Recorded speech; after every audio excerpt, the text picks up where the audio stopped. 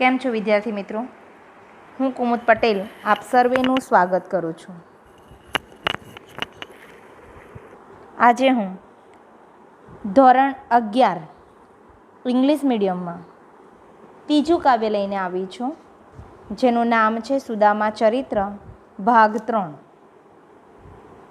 આપણે એમાં ભાગ 1 અને 2ની અંદર કાવ્યને જોઈ છે અને હવે ભાગ 3ની અંદર આગળની કાવ્ય જોવાના છે. તો ચાલો વિદ્યાર્થી મિત્રો આપણે આગળની કાવ્યને જોઈએ. અતીત નિર્મુખ વાળિયા સુણ સુંદરી રે, તો ક્યાંથી પામીએ અન્ન ઘેલી કોણે કરી રે. હવે અહીંયા સુદામા એના પત્નીને કહે છે કે આપણે અતિથિ રે. હવે અહીંયા શબ્દ ખ્યાલ રાખજો. અતીત, અતીત એટલે થાય અતિથિ. નિર્મુખ એટલે પાછા વાળવું અથવા તો સંતુષ્ટ થઈને અથવા તો ખાધા વગર પાછા મોકલવો એવો અર્થ, અથવા તો નિરાશ થઈને પાછું ગયેલું એવો અર્થ પણ એનો થાય છે. તો અહીંયા શું કહે છે કે આપણે અતિથિને જમાડ્યા વિના વિદાય કર્યા. સુંદરી તું સાંભળ, તો ક્યાંથી આપણે અન્નને પામીએ, તને ઘેલી કોણે કરી રે, આવું આ પંક્તિમાં કહ્યું છે. આગળની પંક્તિમાં શું કહ્યું છે જોઈએ. હરિ પ્રસાદ લીધો નહીં સુણ સુંદરી રે, તો હુત શેષ ન કીધો આહાર ઘેલી કોણે કરી રે. હવે અહીંયા કીધું છે હરિપ્રસાદ એટલે ભગવાનનો પ્રસાદ. અહીંયા આપણે ભગવાનનો પ્રસાદ લીધો નથી એની વાત કરી છે. અથવા અહીંયા એવું પણ કહી શકાય કે હુત શેષ જે શબ્દ છે એનો અર્થ થાય હોમેલું, બલિરૂપ અથવા આપેલો શેષ ભાગ. અથવા આપણને કશું જ યાદ ન રહે તો આપણે હુત શેષનો અર્થ લઈશું, હુત શેષનો અર્થ લઈશું પ્રસાદ. બરાબર છે મિત્રો? તો અહીંયા કીધું છે કે આપણે હરિપ્રસાદ તો લીધો નથી. સુંદરી તું સાંભળ મારી વાતને, કે આપણે હોમેલાનો શેષ એટલે ભગવાનને જે ધરાવેલો પ્રસાદ છે એ ભાગનો જે આહાર છે, ભગવાનને ધરાવેલો જે આહાર છે એ આહાર પણ આપણે કર્યો નથી. તો પછી આપણને સુખ, સમૃદ્ધિ કે અન્નની પ્રાપ્તિ કેવી રીતે થાય? સુંદરી તું મને સમજવાનો અથવા મારા જે કહ્યાની વાત છે એ વાતને સમજવાનો પ્રયત્ન કર, એવું સુદામા થકી શિખામણ એના પત્નીને આપી રહ્યા છે. પછી કીધું છે આ ઉદર પાપે ભર્યા સુખ સુંદરી સુણ સુંદરી રે, છૂટિયા પશુનો અવતાર ઘેલી કોણે કરી રે. હવે ઉદર એટલે અહીંયા થશે પેટ. તો અહીંયા કીધું છે આ ઉદર પાપે ભર્યા, આપણા જે પેટ છે એ અન્નથી નહીં પણ શાનાથી ભરાયા છે. અહીંયા કહ્યું છે કે આપણા જે પેટ છે ને એ પાપથી ભર્યા છે. સુંદરી તું સાંભળ કે આપણે બહુ જ પાપ કર્યા છે. પછી તરત જ બીજી લીટીમાં કહ્યું છે છૂટિયા પશુનો અવતાર ઘેલી કોણે કરી રે. એટલે કે તું ભગવાનનો ઉપકાર માન કે આટલા બધા પાપ કર્યા હોવા છતાં પણ ઈશ્વરે આપણને પશુનો અવતાર આપ્યો નથી.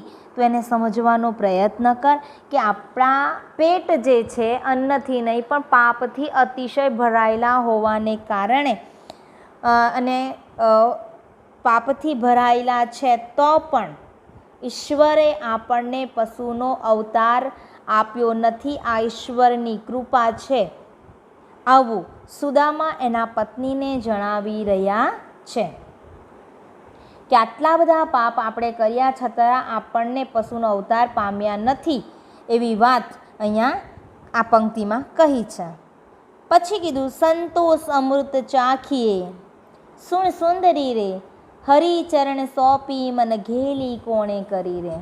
એટલે અહીંયા એના પત્નીને આટલી બધી શિખામણ આપે છે. પછી આ બે પંક્તિમાં શું શિખામણ આપે છે ખાસ જોવા જેવું છે કે સંતોષ અમૃત ચાખીએ એટલે કે આપણે અતિશય પાપ કર્યા અને આપણને કયા કયા કાર્યો આપણે કર્યા નથી કે જેને કારણે આજે આપણે આ બધું દુઃખ ભોગવી રહ્યા છે તે એક પછી એક પંક્તિમાં આપણે જોતા ગયા છે. ત્યારે અહીંયા સુદામા પંક્તિમાં કહે છે કે આપણે ઘણા પાપ કર્યા, આપણા પેટ પાપથી ભરાયેલા છે, તો ઈશ્વરનો પાર માન અને એણે આપણે પશુનો અવતાર આપ્યો નથી.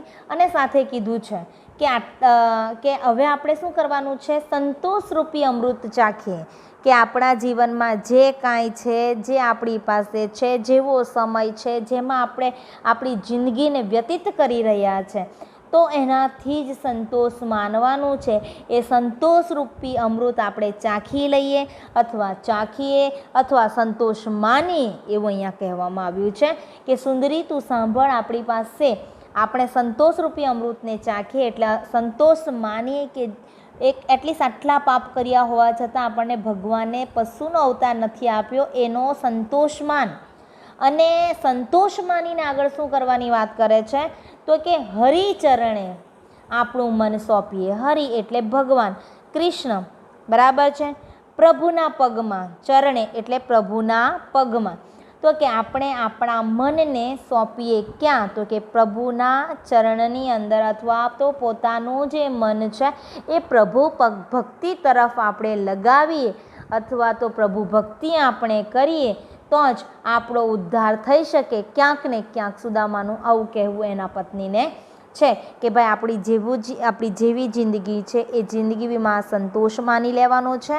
અને સાથે સાથે જો આપણે ભગવાનની ભક્તિ કરીએ અથવા તો આપણા મનને ભગવાનની ભક્તિમાં સમર્પિત કરી દઈએ તો આપણે એ કરવું જોઈએ એવું સુદામા કહે છે કે આપણે પ્રભુ સ્મરણમાં મન પરોવીએ અને આપણા જીવનમાં જે કંઈ છે એનાથી આપણે સંતોષ માનવો જોઈએ એવો કહેવાનો આ પંક્તિનો ભાવાર્થ છે. પછી અહીંયા આગળની પંક્તિમાં કીધું, ભક્તિ એ નવનીધ પામસે સુણ સુંદરી રે, ધરો ધીર તમે સ્ત્રી જન ઘેલી કોણે કરી રે. બહુ સરસ વાત અહીંયા કરી છે કે ભક્તિથી આગળ એણે કીધું કે આપણું મન જે છે આપણે ભક્તિ કરીએ, આપણા મનને આપણે હરિના ચરણમાં સમર્પિત કરીએ તો એનાથી શું થશે, તો એનાથી શું થશે એની વાત જણાવતા સુદામા એની પત્નીને કહી રહ્યા છે કે ભક્તિ એ નવનિધિ પામશે. હવે ખાસ અહીંયા જે શબ્દાર્થ છે તે ખાસ ધ્યાન રાખજો કે નવનિધ એટલે કુબેરના નવ ભંડાર, અથવા આપણે એવું પણ લઈ શકીએ અહીંયા કે સર્વ પ્રકારની જે સમૃદ્ધિ છે એની વાત અહીંયા કરવામાં આવી છે કે સર્વ પ્રકારની સમૃદ્ધિ, બરાબર છે, અથવા કુબેરના નવ ભંડાર, આવો અર્થ પણ એનો નીકળે છે. એટલે ભક્તિથી શું થઈ શકે તો ભક્તિથી નવનિધ એટલે કે સર્વ પ્રકારની સમૃદ્ધિ આપણે પામીશું. શાના દ્વારા તો કે જો આપણે ભગવાનની ભક્તિ કરીશું, ભગવાનમાં આપણું મન પરોવી દઈશું, ભક્તિના માર્ગને અપનાવીશું તો ચોક્કસ આપણને સર્વ પ્રકારની સમૃદ્ધિ પ્રાપ્ત થશે. હે સુંદરી તું સાંભળ. અને સ્ત્રીજન એટલે એની પત્ની માટે વાપરેલો શબ્દ છે સ્ત્રીજન, બરાબર છે. તો સ્ત્રીજન તમે થોડી ધીરજ રાખો અથવા ધરો, અહીંયા શબ્દો વાપરેલો છે પંક્તિમાં કે સ્ત્રીજન ધરો ધીર તમે સ્ત્રીજન, બરાબર. તો અહીંયા સ્ત્રીજન એટલે પોતાની પત્ની માટે વાપરેલો શબ્દ કે સ્ત્રીજન તમે થોડીક ધીરજ રાખો. ધીરજ રાખશો ને તો ચોક્કસ ભક્તિના માર્ગ પર આપણે જે જઈ રહ્યા છે એ ભક્તિના માર્ગ પર આપણને બધા જ પ્રકારની સમૃદ્ધિઓ પ્રાપ્ત થશે એમ સુદામા એની પત્નીને સમજાવી રહ્યા છે અથવા તો આ પ્રકારની શિખામણ આપી રહ્યા છે કે હવે આપણે કાંઈ કરવાનું નથી, આપણે ફક્ત ભગવાનની ભક્તિ જ કરવાની છે. જો ભગવાનની ભક્તિ કરીશું તો સર્વ પ્રકારના સુખ આપણે પામી શકીશું. આ વાત સુદામા એની પત્નીને જણાવે છે. આગળ અત્યાર સુધી આપણે જોયું કે ફક્ત ને ફક્ત સુદામાની શિખામણ એની પત્ની સાંભળી રહી છે, એક શબ્દ એ ઉચ્ચારતી નથી અથવા બોલતી નથી. પણ હવે પછીની પંક્તિમાં આપણે જોઈએ કે અહીંયા સુદામાના જે પત્ની છે એ સુદામાના પત્ની હવે કંઈક સુદામાને કહી રહ્યા છે. શું કહી રહ્યા છે તે જુઓ. આંખ ભરી અબડા કહે ઋષિ રાયજી રે, મારું જડ થયું છે મન લાગુ પાયજી રે. હવે અહીંયા કીધું છે કે જે સુદામાના પત્ની છે એ આંખ ભરી અબડા એટલે અહીંયા જે સ્ત્રી છે અથવા તો આપણે એના એવું કહી શકીએ કે એની પત્ની માટે અબડા એટલે સુદામાની જે પત્ની છે એના માટે વાપરેલો શબ્દ અબળા છે. હા, એ ખાસ યાદ રાખજો, કારણ કે તમને અહીંયા ક્વેશ્ચન આવો પણ પૂછાઈ શકે કે આખા કાવ્યની અંદર સુદામાના પત્નીના કયા કયા નામથી એને સંબોધન કરવામાં આવ્યું છે, ત્યારે એક આ અબળા શબ્દ પણ આવી શકે. કે આંખમાં આંસુ ભરી અબળા એટલે કે સુદામાના પત્ની કહે ઋષિરાયજી. અહીંયા ખાસ ધ્યાન આપજો, ઋષિરાયજી એટલે સુદામા માટે વપરાયેલો સંબોધન અર્થ અથવા સંબોધન અહીંયા આપવામાં આવેલું છે સુદામા માટે. માનાર્થે વપરાયેલો શબ્દ પણ કહી શકાય કે ઋષિરાયજી એટલે કે સુદામા. મારું મન છે ને જડ, જડ એટલે કેવું થઈ જવાનું? લાગણી વગરનું. તો એના પત્ની કહે છે કે મારું મન જે છે ને લાગણી વગરનું થઈ ગયું છે. હું તમને પગે લાગુ છું કે તમે શાની વિનવણી કરી રહ્યા છે સુદામાના પત્ની? તો આપણને ખ્યાલ છે કે સુદામાના પત્ની, મેં આગળ થોડી રૂપરેખા એની આપી હતી, એટલે કે સુદામાના પત્ની વાત કરી રહ્યા છે એના જે મિત્ર છે કૃષ્ણ, સુદામાના જે મિત્ર છે કૃષ્ણ, કૃષ્ણ પાસે જઈને યાચના કરવા માટે કહી રહ્યા છે.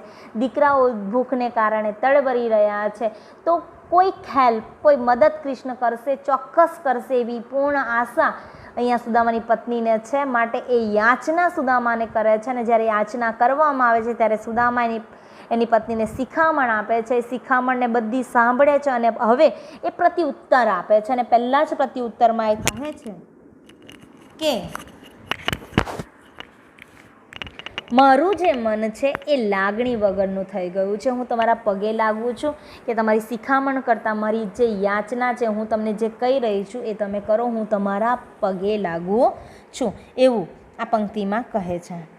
પછી આગળ કીધું છે, જુઓ, એ તો જ્ઞાન મને ગમતું નથી ઋષિરાયજી, રૂવે બાળક લાવો અન્ન લાગુ પાયજી. જુઓ, અહીંયા જે માતૃ હૃદયનો જે ભાવ છે, માતૃત્વની જે લાગણી છે, એ અહીંયા જોવા આપણને મળે છે. એટલે જ એણે પહેલી પંક્તિની અંદર સુદામાના પત્નીના જે શબ્દો છે એ અહીંયા કીધા છે કે મારું મન લાગણીહીન થયું છે. બરાબર છે. અને પછી તરત જ કીધું કે એ જ્ઞાન મને ગમતું નથી. કયું? તમે મને આટલી બધી શિખામણ આપી, આટલા જ્ઞાન આપ્યા કે આપણા સંસ્કૃતિના, ધર્મના જે ગુણોનું વર્ણન તમે મને એક પછી એક કર્યું કે આપણે આ બધું જ કર્યું નથી ને આ બધું કરવું જોઈતું હતું, માટે આપણે બધા દુઃખ ભોગવી રહ્યા છે, પણ મને તમારા એ જ્ઞાનમાં અત્યારે રસ નથી, અથવા તમે જે મને જ્ઞાન આપો છો એ જ્ઞાન મને અત્યારે ગમતું નથી. કેમ નથી ગમતું? તો કહે છે કારણ કે બાળક અન્ન ભોજન માટે રડે છે. શું કહે છે? કે મારા જે બાળકો છે અત્યારે ભોજન માટે રડી રહ્યા છે.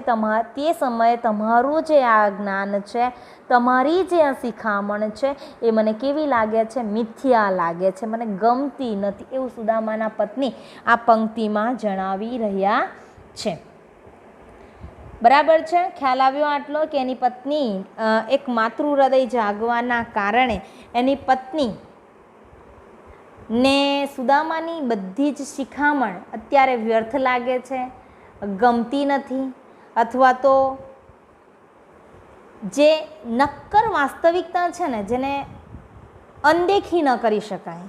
સુદામાના પત્ની થકી જે જવાબ આપવાનો પ્રયત્ન કરાઈ રહ્યો છે ને, એમાં સુદામાને એના પત્ની અત્યાર સુધીની એની વાતને સાંભળી, સમજી અને પછી એનો જે પ્રત્યુત્તર આપે છે ને, કેવી રીતે આપે છે? નક્કર પુરાવાની જેમ વાસ્તવિકતા એને સમજાવવાનો પ્રયત્ન કરે છે ને માટે વિનવણી કરે છે કે તમારા પગે લાગુ છું, અત્યારે તમે કૃષ્ણ પાસે જાઓ અને યાચના કરો, મદદ મેળવો. આ વાત સુદામાના પત્ની સુદામાને કહે છે.